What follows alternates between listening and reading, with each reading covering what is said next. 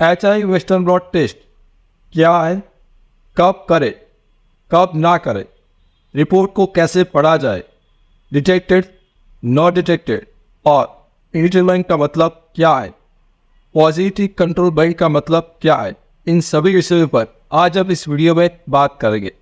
सबसे पहले ये देखते हैं कि वेस्टर्न ब्लॉट टेस्ट क्या डिटेक्ट करता है। तो वेस्टर्न ब्लॉट टेस्ट हमारे खून में HIV के खिलाफ जो एंटीबॉडी है उसको डिटेक्ट करता है। क्या आज के समय में वेस्टर्न ब्लॉट टेस्ट महत्वपूर्ण है या नहीं? तो नहीं। 2014 में centre for disease control CDC की गाइडलाइन के हिसाब से आज के समय में वेस्टर्न ब्लॉट टेस्ट उतना महत्वपूर्ण नहीं है, क्योंकि यदि किसी का HIV एंटीबॉडी टेस्ट पॉजिटिव आता है तो उसको कंफर्मेशन करने के लिए आप HIV कॉम्बो टेस्ट का इस्तेमाल कर सकते हो।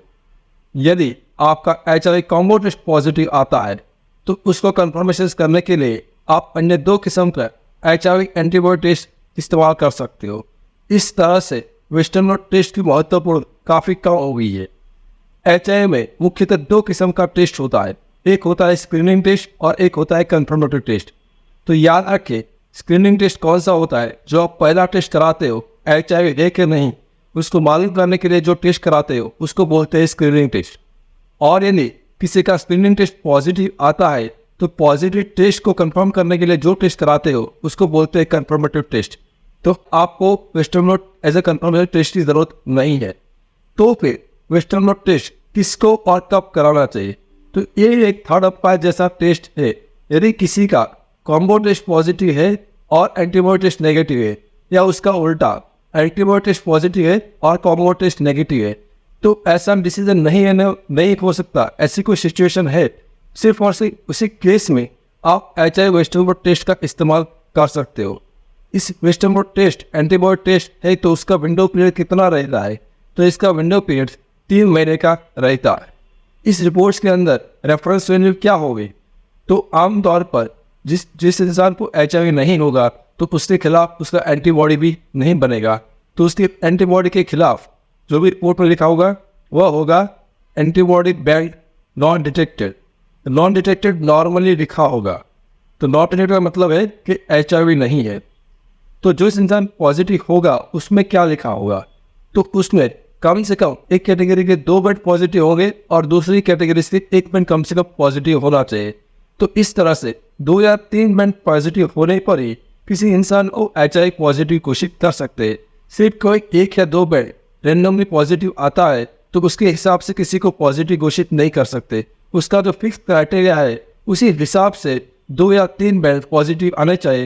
यदि उसी क्राइटेरिया के हिसाब से HIV पॉजिटिव आता है, बैंड पॉजिटिव आता है, बैंड डिटेक्टिव लिखा हुआ आता है, तभी उस इंसान को HIV पॉजिटिव घोषित करेंगे। और कभी कभार ऐसा भी होता है कि इस क्राइटेरिया के हिसाब से इस बैंड पॉजिटिव नहीं आते हैं, रैंडमली कोई बैंड पॉजिटिव आता है, तो उस टेस्ट को ना तो पॉजिटिव डिक्लेयर कर सकते हैं और ना तो नेगेटिव डिक्लेयर कर सकते हैं।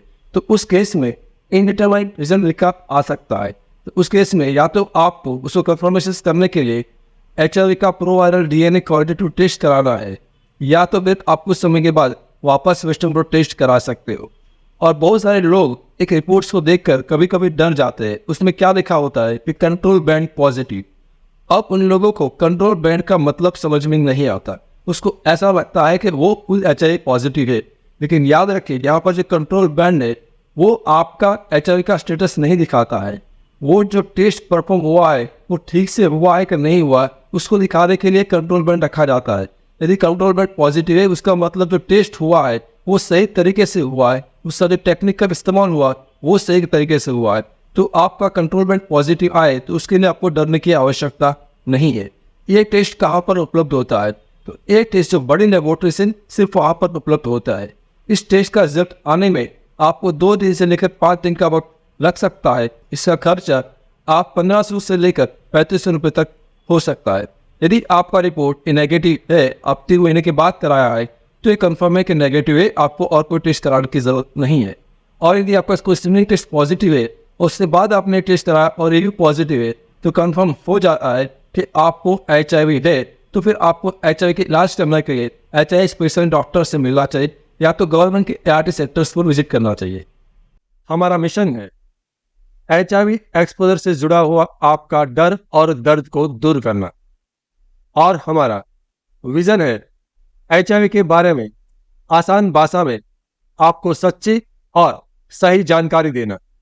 एक चेतावनी, एक्सपोजर से 3 दिन के भीतर PEP यानी कि पोस्ट एक्सपोजर प्रोफाइलैक्सिस मेडिसिन का इस्तेमाल से HIV होने से हम उसको रोक सकते हैं, लेकिन एक्सपोजर से 3 दिन के बाद किसी भी किस्म की दवाई, आयुर्वेदिक हो, एलोपैथी हो, ART मेडिसिन हो, होम्योपैथिक मेडिसिन हो, जीन थेरापी हो या अन्य किसी किस्म की मेडिसिन या हर्बल दवाई हो, उससे HIV को नहीं रोका जा सकता।